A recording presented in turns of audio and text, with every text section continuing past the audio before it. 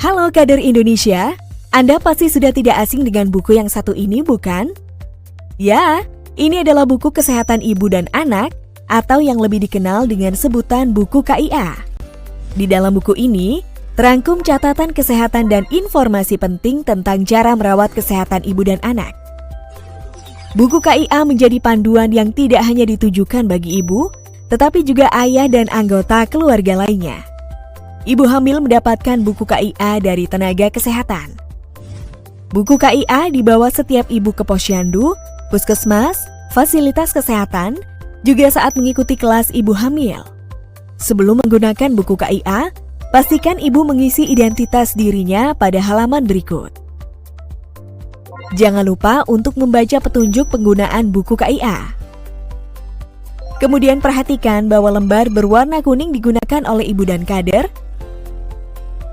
sedangkan lembar berwarna hijau untuk digunakan oleh tenaga kesehatan. Sebagai seorang kader, peran Anda sangat penting dalam menjelaskan isi dan penggunaan buku KIA kepada ibu atau keluarga. Mengecek pemahaman ibu dengan mencentang kotak pada lembar informasi kesehatan. Mengarahkan ibu untuk mengecek kelengkapan pelayanan kesehatan ibu. Serta mengarahkan ibu untuk meminta tenaga kesehatan agar melengkapi buku KIA.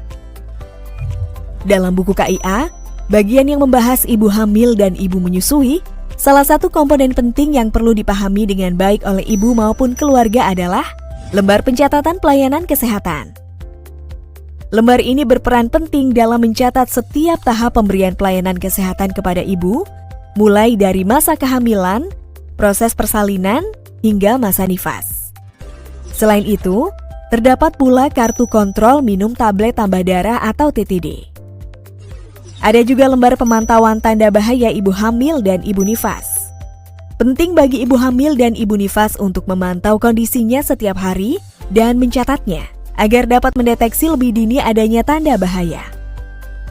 Tidak hanya itu, dalam buku KIA terdapat juga informasi penting seputar edukasi pelayanan kesehatan bagi ibu. Informasi ini mencakup beberapa aspek, antara lain, informasi tentang ibu hamil,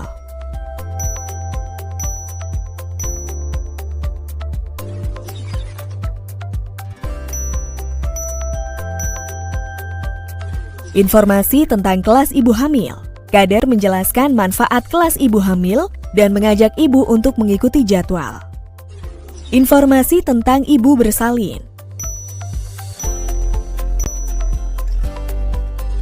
Informasi tentang ibu nifas. Informasi tentang ibu menyusui. Informasi tentang pentingnya mencuci tangan dengan sabun yang merupakan bagian dari perilaku hidup bersih dan sehat atau PHBS. Terakhir, informasi tentang keluarga berencana.